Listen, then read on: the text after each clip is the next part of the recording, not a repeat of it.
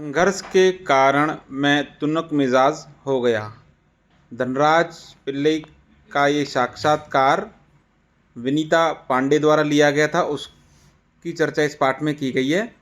धनराज पिल्लई एक हॉकी के बहुत महान खिलाड़ी हैं जो भारत के लिए खेलते हैं, और इनका जो चरित्र है उसके बारे में इस पाठ में बात हो रही है। तो आइए चलिए पढ़ते हैं इस पाठ को। संघर्ष के कारण मैं तुनक मिजाज हो गया। धनराज पिल्लई जो एक हॉकी के खिलाड़ी रहे हैं, उनका साक्षात्कार है जिसे लिखा है विनीता पांडे ने। तो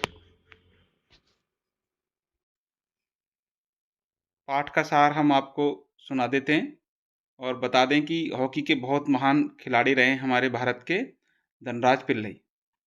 तो चलिए शुरू करते हैं बच्चों पाठ का सार। विनीता पांडे द्वारा लिए गए इस साक्षात्कार हॉकी के महान खिलाड़ी धनराज पिल्लई के सफ़र का आभास होता है। तो विनीता पांडे जो हैं, उन्होंने साक्षात्कार लिया किसका?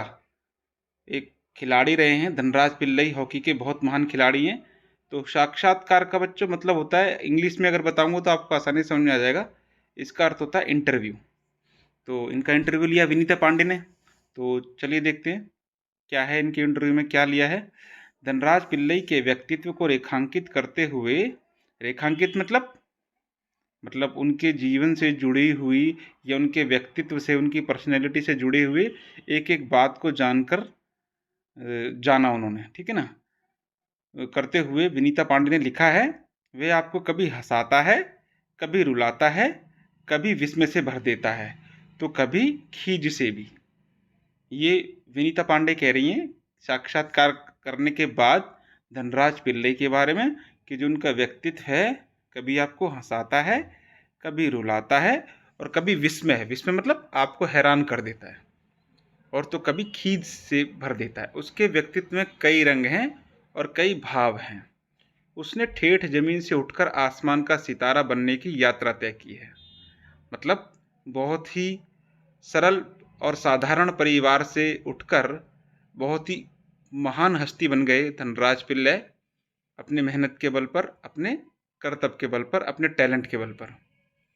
धनराज पिल्लई का साक्षात्कार पढ़कर यही छवि उभरती है कि मध्यम वर्गीय परिवार से नाता रखने वाले हैं। वे सीधा सरल जीवन व्यतीत करने वाले हैं। उन्हें हॉकी खेल से बहुत लगाव है। हॉकी में प्रसिद्धि प्राप्त करने का लेश मात्र भी अभिमान नहीं है।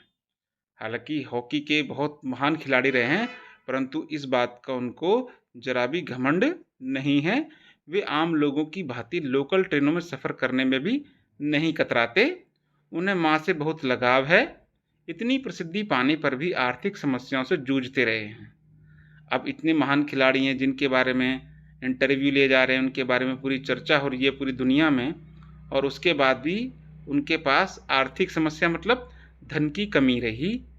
लोग भले ही उनको तुनक मिजाज समझें, लेकिन वे बहुत सरल हृदय मनुष्य हैं। धनराज पिल्लई जो बचपन था वो मुश्किलों से भरा रहा। वे बहुत गरीब थे। उनके दोनों बड़े भाई हॉकी खेलते थे। उन्हीं के चलते धनराज को भी उसका शौक हुआ, पर हॉकी स्टिक खरीदने तक की हैसियत नहीं थी। तो बच्चों आप देख रहे हो, इतनी महान खिलाड़ी की जो पृष्ठभूमि ही है, उनका जो जीवन है कितनी कठिनाइयों से भरा हुआ था। उनकी हैसियत एक हॉकी स्टिक खरीदने तक की नहीं थी, और उसके बावजूद वो हॉकी के एक महान खिलाड़ी बने। इस बात से हमें प्रेरणा भी लेनी चाहिए और समझना भी चाहिए कि कितनी कठिन परिस्थितियों में होते हुए भी धनराज पिल्लई ने कितनी सफलता हासिल की। इसलिए अपने साथियों की स्टिक उधार मांगकर काम चलाता था। वे उन्हें तभी मिलती जब उनके साथी खेल चुके होते थे।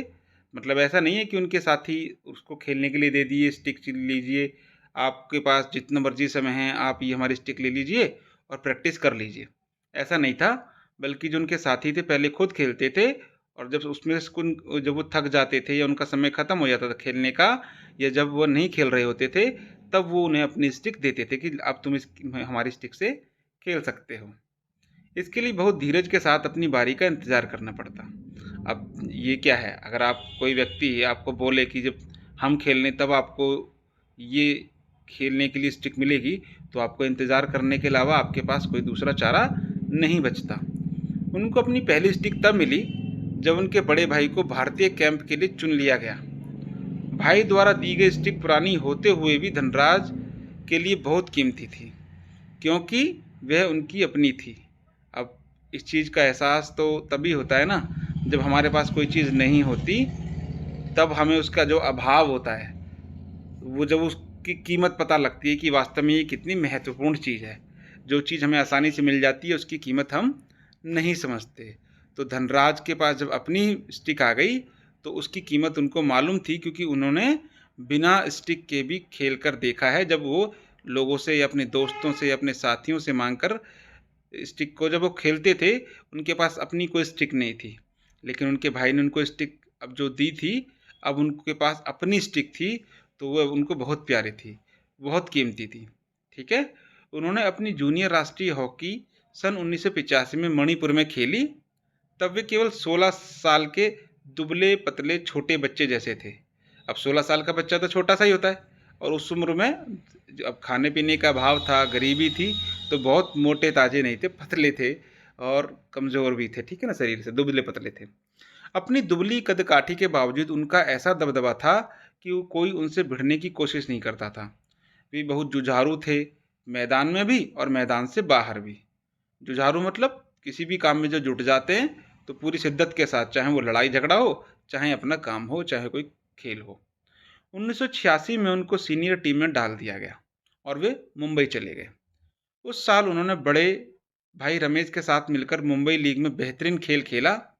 उनको उम्मीद थी कि ओलंपिक 1988 के लिए नेशनल कैंप से बुलावा जरूर आएगा, पर नहीं आया। उनका नाम 57 खिलाड़ियों की लिस्ट में भी नहीं था। बड़ी मायूसी हुई, मगर एक साल बाद ही ऑलविन एशिया कप के कैंप के लिए उनको चुन लिया गया। तब से लेकर आज तक उन्होंने पीछे मुड़कर नहीं देखा। मनुष्य चाहे कितना भी सफलता की सीढ़ियाँ चढ़ जाए, उसे कभी अहंकार नहीं करना चाहिए, किसी को अपने से छोटा नहीं समझना चाहिए। माँ की सीख को धनराज ने अपने जीवन में अपनाया है। तो बच्चों, ये पाठ का सार था, पाठ का पूरा निचोड़ था। यही है धनराज पिल्लै की असलियत, यही है उनकी हकीकत, और यही है उनका व्यक्तित्व जिसके बारे में हमने पढ़ा है। तो इतनी गरीबी में पलने के बाद भी, इतनी समस्याओं का सामना करने के बाद भी धनराज एक महान खिलाड़ी बने। तो यहाँ समाप्त होता हमारा पाठ का सार। आइए चलिए देख लेते हैं पाठ से जुड़े प्रश्न और उसके उत्तर। प्रश्न अभ्यास देख लेते हैं। साक्षात्कार जो उनका इंटरव्यू है उससे संबंधित कुछ प्रश्न हैं जो पाठ से संबंधित भी हैं। चलिए पहला प्रश्न पढ़ लेते हैं। साक्षात्कार पढ़कर आपके मन में धनराज पिल्लै की कैसी छवि उभरती है, वर्णन कीजिए। तो इसका उत्तर हम लिखेंगे ये पाठ के आधार पर कि धनराज पिल्लै का साक्षात्कार पढ़कर यही छवि उभरती है कि मध्यम वर्गीय परिवार से नाता रखने वाले हैं। वे सीधा सरल जीवन व्यतीत करने वाले हैं। उन्हें हॉकी खेल से बहुत लगाव है। हॉकी में प्रसिद्धि प्राप्त करने का लेस मात्र भी अभिमान उनमें नहीं है, अर्थात घमंड नहीं है उनको जरा सा भी। वे आम लोगों की भांति लोकल ट्रेनों में सफ़र करने में भी नहीं कतराते। उन्हें माँ से बहुत लगाव है। अपनी प्रसिद्धि पाने पर भी आर्थिक समस्याओं से जूझते रहे हैं। लोग भले ही उनको तुनक मिजाज समझें, लेकिन वे बहुत सरल हृदय मनुष्य हैं। अगला प्रश्न देख लेते हैं कि धनराज पिल्लै ने जमीन से उठकर आसमान का सितारा बनने तक की यात्रा तय की है। लगभग 100 शब्दों में इस सफ़र का वर्णन कीजिए। तो बच्चों लिख लेते हैं इस उत्तर को 100 शब्दों में लगभग लगभग। तो इसका उत्तर होगा धनराज पिल्लै का बचपन मुश्किलों से भरा रहा। वे बहुत गरीब थे।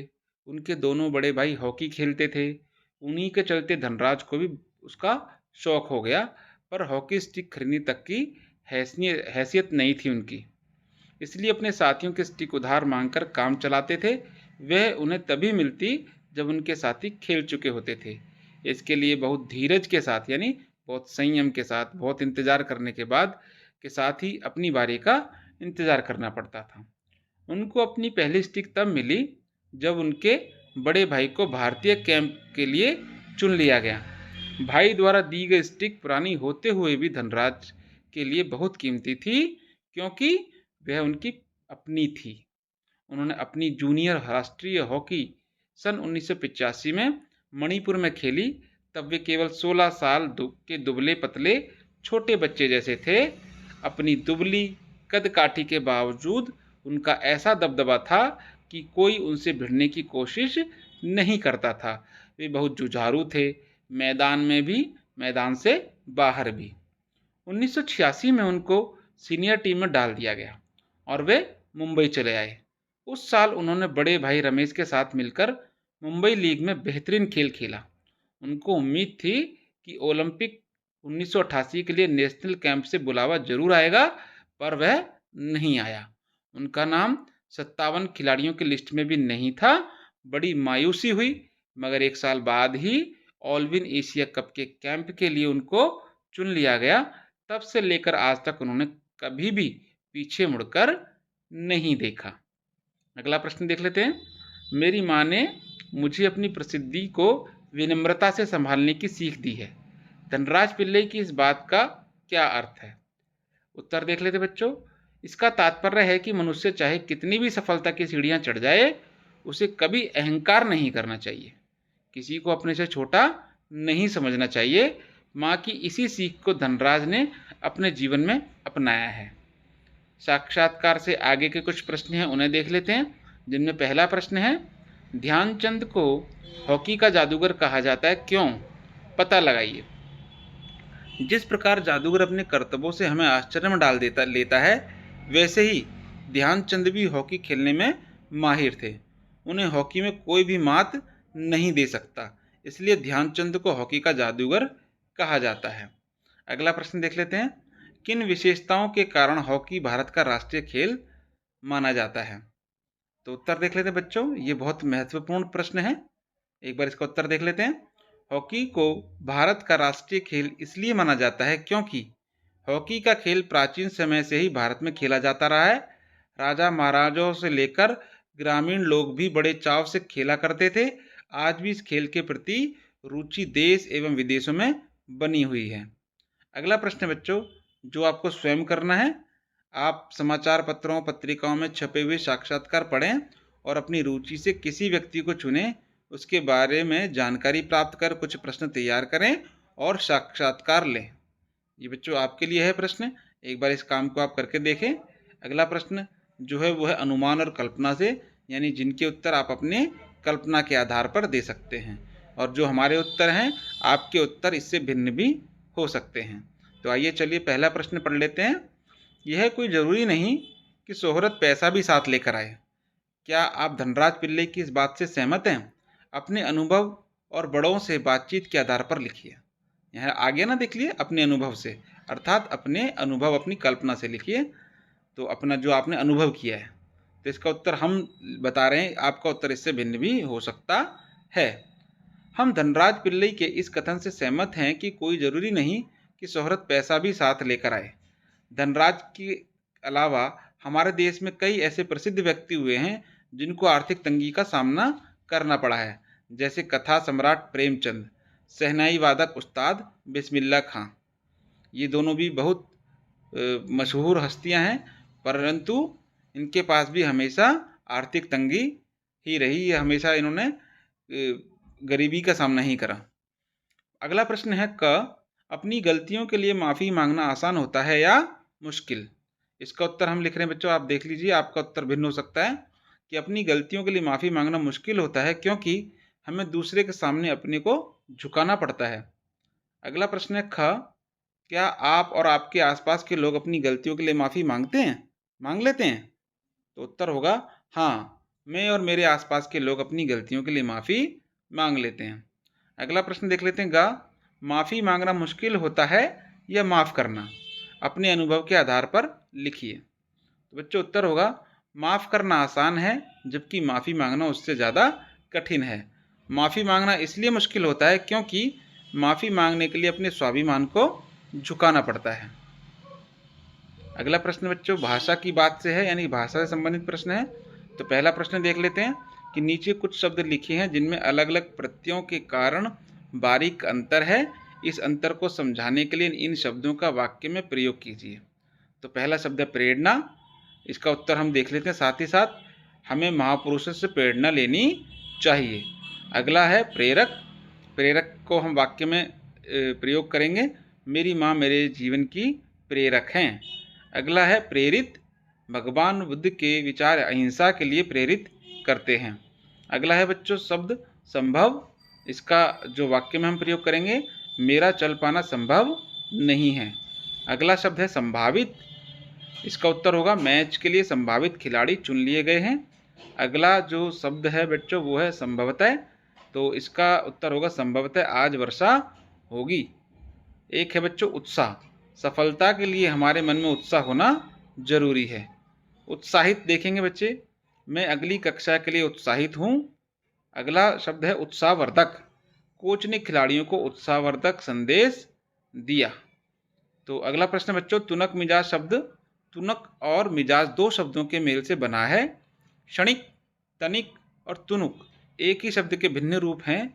इस प्रकार का रूपांतर दूसरे शब्दों में भी होता है, जैसे बादल को बादर भी कहते हैं और बदरा भी कहते हैं, बदरिया भी कहते हैं। मयूर को मयूरा, मोर, दर्पण को दर्पण और दर्पण भी लिख देते हैं। शब्दकोश की सहायता लेकर एक ही शब्द के दो या दो से अधिक रूपों को खोजिए, कम से कम 4 शब्द और उनके अन्य रूप लिखिए। चलिए देख लेते हैं। इसके उत्तर में हमने जो लिखा है चांद, चांद को चांद, चंद्र, चंदा कहते हैं। समुद्र को समुद्र, समंदर और सागर। मात्र को माता, माँ और मात्र। भ्रातृ भाई और भ्राता। अगला प्रश्न देख लेते हैं बच्चों। हर खेल के अपने नियम, खेलने के तौर तरीके और अपनी शब्दावली होती है। जिस खेल में आपकी रुचि हो उससे संबंधित कुछ शब्दों को लिखिए। जैसे फुटबॉल के खेल से संबंधित शब्द हैं गोल, बैकिंग, पासिंग, बूट इत्यादि। हम क्रिकेट से संबंधित लिख रहे हैं आपके सामने, तो उत्तर में लिखेंगे क्रिकेट के bowled, out, run out, wicket, क्षेत्र रक्षण, चौका, छक्का, ये सभी जो शब्द हैं ये क्रिकेट से संबंधित हैं। तो बच्चों यहाँ समाप्त होती है हमारी यह वीडियो, जिसमें हमने आपको संपूर्ण पाठ का सार और आपकी पाठ्य पुस्तक के संपूर्ण प्रश्न और प्रश्नों का उत्तर आपको बता दिया है। तो कैसी लगी आपको हमारी यह वीडियो और हमारे समझाने का तरीका? अगर अच्छा लगा तो हमारी वीडियो को लाइक करें और अपने दोस्तों के साथ शेयर करें और सब्सक्राइब कर लें, ताकि आने वाली आगे जितनी भी वीडियो हैं वो आपको समय से मिल जाएं। और इसी तरह हम पाठ के अलावा व्याकरण से संबंधित वीडियो भी ज़रूर बनाएंगे। आप हमारे चैनल को सब्सक्राइब करके रखें, जिससे कि आपको पहला नोटिफिकेशन सबसे पहले प्राप्त हो। संज्ञा, सर्वनाम, क्रिया, क्रिया विशेषण से संबंधित वीडियो भी अब आपके सामने आएंगी। व्याकरण की भी आपको आवश्यकता होगी, उसे समझाएंगे पूरे तरीके से और आसान शब्दों में तरीकों से आपको पूरी व्याकरण भी हम आपको पढ़ाएंगे। चलो थैंक यू बच्चों, धन्यवाद। मिलते हैं अगली वीडियो में।